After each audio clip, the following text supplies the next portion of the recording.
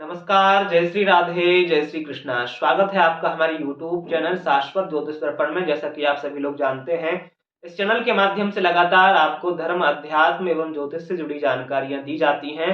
साथ ही आपको ग्रहों के बुरे प्रभाव से बचने के लिए बहुत ही साधारण एवं आसान उपाय भी बताए जाते हैं। उसी क्रम में आज की इस वीडियो में हम बात करने वाले हैं मीन राशि वालों की। मीन राशि वालों, आपकी राशि पर शनिदेव की 7.5 महादशा चल रही है, जो कि शुरुआत ही हुई है, प्रथम चरण ही चल रहा है। अभी आने वाले समय में लंबे समय तक आपको शनिदेव की 7.5 महादशा से गुजरना पड़ेगा, जो कि आपके लिए एक मुश्किल समय भी साबित हो सकता है। लेकिन घबराने वाली बिल्कुल भी बात नहीं है। यहाँ पर हम यही भ्रम दूर कर रहे हैं। बहुत लोगों को भ्रम हो जाता है कि अब शनिदेव की 7.5 महादशा चल रही है तो हमारे ऊपर परेशानियों का पहाड़ टूट पड़ेगा। ऐसा बिल्कुल भी नहीं है। ये निर्भर करता है कि आपकी जन्म कुंडली में शनिदेव की पोजीशन क्या है, किस स्थिति में है, उनकी संगत क्या है, किन ग्रहों के साथ में बैठे हुए हैं और किन ग्रहों की दृष्टि में है। ये सब बातें बहुत महत्वपूर्ण हैं कि आपको वो कैसा फल देंगे, अच्छा फल देंगे या बुरा फल देंगे। क्योंकि आपने सुना होगा कि शनिदेव रंग से राजा भी बना देते हैं, यानी अच्छे से अच्छा भी फल आपको देते हैं, और राजा से रंक भी बना देते हैं, यानी बुरे से बुरा फल देते हैं। अब ये निर्भर करता है कि आपके ऊपर शनिदेव कितने मेहरबान हैं, आपकी जन्म कुंडली में कैसी स्थिति में बैठे हुए हैं। मीन राशि वालों, इस वीडियो में हम आपको यही बताने वाले हैं कि आने वाले समय में शनिदेव की 7.5 महादशा का आपको क्या फल मिल सकता है, किन किन जगहों पर आपको क्या क्या सावधानियां रखनी है, और ये फलादेश आपके लिए कितना पॉजिटिव बैठेगा, कितना नेगेटिव बैठेगा, आपको कैसे इन मुश्किल समय का सामना करने के लिए आपको किन चीजों की आवश्यकता पड़ेगी, क्या सुधार आपको करने चाहिए, इन सब बातों पर हम चर्चा करेंगे। उससे पहले अगर आप हमारे YouTube चैनल पर नए हैं और अभी तक आपने चैनल को सब्सक्राइब नहीं किया है, तो लगातार इसी तरह की जानकारी पाने के लिए और हमसे जुड़े रहने के लिए हमारे इस चैनल को अभी सब्सक्राइब कर लें, साथ में लगे बेल आइकन को भी प्रेस कर लें, जिससे कि आगे की सभी महत्वपूर्ण जानकारियां सबसे पहले आप तक पहुंचती रहे। चलिए शुरुआत करते हैं, बात करेंगे मीन राशि वालों की। मीन राशि वालों, शनिदेव वर्तमान में आपके द्वादश भाव में गोचर कर रहे हैं, जिसकी वजह से आप शनिदेव की 7.5 की चपेट में हुए हैं। वहां पर देखा जाए तो शनिदेव जब द्वादश भाव में विराजमान है तो वहां से आपके दूसरे भाव को वो देख रहे हैं, आपके छठवें भाव को देख रहे हैं और आपके 8वें भाव पर भी दृष्टि डाल रहे हैं। अब सबसे पहले जान लेते हैं कि द्वादश भाव जहां पर शनिदेव बैठे हुए हैं वो होता किस चीज का है। तो वो होता है व्यय का, यानी खर्चों का। तो यहाँ पर आपके हाथ से खर्चे बहुत ज्यादा होंगे, जिसकी वजह से आपकी आर्थिक स्थिति है वो कहीं ना कहीं गड़बड़ा सकती है, और बीच बीच में कभी कभी तो आपको आर्थिक तंगी का सामना भी करना पड़ सकता है। तो यहाँ पर सावधानी ये रखनी है कि बेफिजूल के खर्चे आपको नहीं करना है।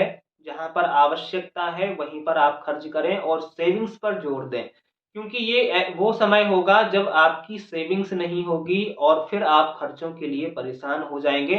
तो जितना हो सके सेविंग्स पर आपको ध्यान देना चाहिए। खर्चे आपके हाथ से बहुत ज़्यादा होंगे और धन को कमाने के लिए आपको बहुत ज़्यादा मशक्कत करनी पड़ेगी, बहुत ज़्यादा स्ट्रगल रहेगा धन उपार्जन के लिए। तो यहाँ पर इस मामले में आपको सावधानियां रखने की ज़रूरत है। वहीं पर बात कर लेते हैं रोगों की। तो रोगों से कुछ हद तक आप परेशान रह सकते हैं, जिसकी वजह से हॉस्पिटल के चक्कर लगाने पड़ सकते हैं और आपका जो रुपया है, जो पैसा है, वो हॉस्पिटल में भी खर्च हो सकता है। तो अगर आप रोग से ग्रसित हैं या किसी गंभीर बीमारी से जूझ रहे हैं तो अपनी सेहत में बिल्कुल भी आपको लापरवाही नहीं बरतनी है। दूसरी बात, मानसिक अशांति का भी यहाँ पर आपको सामना करना पड़ सकता है शनिदेव की 7.5 महादशा में, जो कि आप देख रहे होंगे कि लगभग 1 डेढ़ साल से कुछ उलझने आपके माइंड में ऐसी होंगी जिनका सामना आप कर भी रहे होंगे, और एक तरह से वो मानसिक दबाव आपके ऊपर बनाई होगी। कोई भी बात हो, कोई भी प्रॉब्लम्स हो, वो आप समझ सकते हैं, जान सकते हैं, लेकिन आपको मेंटली स्ट्रेस का सामना तो करना पड़ रहा होगा, ये आप खुद में महसूस कर लीजिएगा। तो उसके लिए आपको जितना हो सके मन को शांत रखने की कोशिश करना है, मेडिटेशन पर जोर देना है और कहीं ना कहीं धार्मिक होने की कोशिश करना है, और जितना हो सके बेफिजूल की बातों से आपको बचकर रहना है, क्योंकि आपके दिलो दिमाग में कुछ ऐसी भी बातें चलेंगी जिनसे आपका कोई लेना देना नहीं है, और फ्यूचर की चिंता में या फिर कोई ऐसी बात जो आपके साथ कभी होगी भी नहीं उसको लेकर भी आप जो सोच विचार करेंगे और वो आपकी चिंता का विषय बन जाएगी।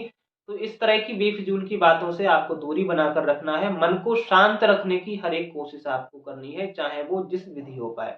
अगर आपका मन शांत रहता है तो काफी हद तक आप जो आपके सामने जो भी स्ट्रगल आएगा उसको आप हैंडल कर पाएंगे और आसानी से इस समय को आप निकाल पाएंगे। यहाँ पर कर्ज से संबंधित समस्याएं भी आपके सामने आ सकती हैं। कोशिश आपको यही करना है कि अपनी सेविंग्स इतनी रहे कि आपको किसी से मांगने की आवश्यकता ना पड़े, क्योंकि ये वो समय होगा जब आप किसी से कर्ज तो ले लेंगे लेकिन उस कर्ज को आप जल्दी चुका नहीं पाएंगे और ब्याज पर ब्याज ब्याज पर ब्याज बढ़ता रहेगा, जिसकी वजह से आपका धन भी व्यय होगा और आपको आपके सामने एक समस्या भी पैदा हो जाएगी। तो कोशिश यही करना है कि कर्ज ना तो देना है, ये लेने की ही बात नहीं है, देने की भी। अगर आप किसी को देते भी हैं तो उसमें भी आपको सावधानियां रखनी होगी, क्योंकि आपका पैसा कहीं ना कहीं फंस सकता है। तो बहुत ही सोच विचार कर ही अगर आप पैसे का लेन देन करते हैं तो उसमें आपको समझदारी दिखानी होगी। और अगर आप कर्ज लेना चाहते हैं तो उसमें भी आपको समझदारी दिखानी होगी। बहुत आवश्यकता अगर आपको है तभी आप कर्ज लें,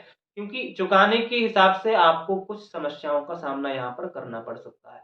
वहीं पर आपको शत्रुओं का सामना करने के लिए हिम्मत चाहिए होगी, इसलिए शत्रुता जितनी हो सके कम से कम कीजिए। अपने दुश्मन नए मत बनाइए, किसी बात को लेकर झगड़े में मत पड़िए। और विशेष रूप से लड़ाई झगड़े, कोर्ट कचहरी, इन सब मामलों से आप बहुत ज्यादा दूरी बनाकर रखिए। बिल्कुल भी इन पचड़ों में आपको नहीं पड़ना चाहिए, क्योंकि अगर एक बार आप पड़ गए तो फिर इनसे निकलना थोड़ा सा मुश्किल आपके लिए हो सकता है। इसलिए लड़ाई झगड़े यानी शत्रुओं को बनाइए मत। आपके जो अगर शत्रु पहले से भी हैं तो उनसे भी उनके ज्यादा चक्कर में मत पड़िए। जितना हो सके शांत रखने की कोशिश करिए, क्योंकि ये समय उतना शत्रुता बढ़ाने के लिए ठीक नहीं है आपके लिए। तो शत्रुता जितनी कम हो आपके लिए वो बेटर रहेगा। वहीं पर देखा जाए तो कुछ पॉजिटिव भी यहाँ पर आपको आपके लिए देखा जा रहा है। आपकी जो यात्राएं इस बार ज्यादा हो सकती हैं और यात्राओं के अच्छे रिजल्ट्स भी आपको मिल सकते हैं। अगर आप बिजनेस करते हैं तो व्यापार के सिलसिले में आप जो यात्राएं करेंगे वो आपके लिए सुखद होंगी। वहीं जो वैसे भी आप नॉर्मली यात्राएं करेंगे उसमें भी आप मानसिक शांति को महसूस करेंगे। यानी यात्राओं के लिए ये टाइमिंग आपके लिए सुखद रहने की संभावना है। और देखा जाए तो काफी हद तक आप इस दौरान धार्मिक रहेंगे, यानी धर्म में आपकी रुचि रहेगी और ये अच्छी बात है, जिसकी वजह से आप मानसिक शांति को महसूस भी करेंगे। तो ये सब बातें हैं। अब अगर आप शनिदेव की 7.5 से बहुत ज्यादा परेशान चल रहे हैं, यानी आपके जीवन में बहुत ही ज्यादा स्ट्रगल चल रहा है, तो सबसे पहले तो हम ये कहेंगे आपसे कि आपको एक बार अपनी कुंडली का विश्लेषण करा लेना चाहिए, क्योंकि कुंडली के अकॉर्डिंग ही पता लगाया जा सकता है। अगर आप बहुत ज्यादा परेशान चल रहे हैं तो आपके कुंडली में ग्रहों की स्थिति क्या कैसी है, अंतरदशा महादशा क्या चल रही है, शनिदेव की पोजीशन क्या है, ये तो कुंडली से ही पता लगाया जा सकता है। उसके अलावा अगर आप उपाय करना चाहते हैं तो उपाय करना चाहते क्या है, आपको उपाय करना ही चाहिए। जितने भी लोगों पर शनिदेव की 7.5 या ढैया महादशा चल रही है, सभी राशि वालों को ये जो उपाय हम आप बता रहे हैं ये जरूर आपको करना चाहिए। सबसे पहला उपाय यही है कि हनुमान जी की आराधना आप प्रारंभ कर दीजिए। अपने नित्य नियम में, डेली रूटीन में जोड़ लीजिए कि हनुमान जी की आराधना, उपासना, उनका भजन आपको करना ही है। शनिदेव की इस महादशा से बचने के लिए एकमात्र सबसे लाभकारी उपाय और सरल उपाय यही है कि मंगलवार और शनिवार के दिन एक तो हनुमान जी के दर्शन करिए, हनुमान चालीसा का पाठ करिए। वैसे तो नित्य नियम में आप जोड़ लीजिए कि रोज आपको हनुमान चालीसा का पाठ करना ही है। अगर रोज नहीं हो पाता है, इतना समय आपके पास नहीं है, तो मंगलवार और शनिवार के दिन तो जरूर ही आप हनुमान चालीसा का पाठ करिए और हनुमान जी के मंदिर में जाकर दर्शन करिए, वहां पर माथा टेकिए। इससे आपको शनिदेव की 7.5 महादशा से गुजरने में काफी आसानी होगी, काफी सहूलियत देखने को मिलेगी, आपको हिम्मत, आपको बल मिलेगा यहाँ से। तो हनुमान जी की आराधना, हनुमान चालीसा का पाठ, उनके दर्शन जरूर आप कीजिएगा अगर आप शनिदेव की 7.5 से गुजर रहे हैं। जो भी राशि वाले हैं, चाहे मकर हो, मीन हो, कुंभ हो या फिर कर्क हो, वृश्चिक हो, इन 5 राशियों पर शनिदेव की महादशा चल रही है। तो आज के इस वीडियो में फिलहाल इतना ही। आशा करते हैं आपको जानकारी पसंद आई होगी। वीडियो अगर अच्छा लगा है, वीडियो पसंद आया है तो वीडियो को लाइक और चैनल को सब्सक्राइब कर लें। फिर मिलते हैं किसी महत्वपूर्ण जानकारी के साथ। तब तक के लिए आप सभी को जय श्री राधे, जय श्री कृष्णा, धन्यवाद।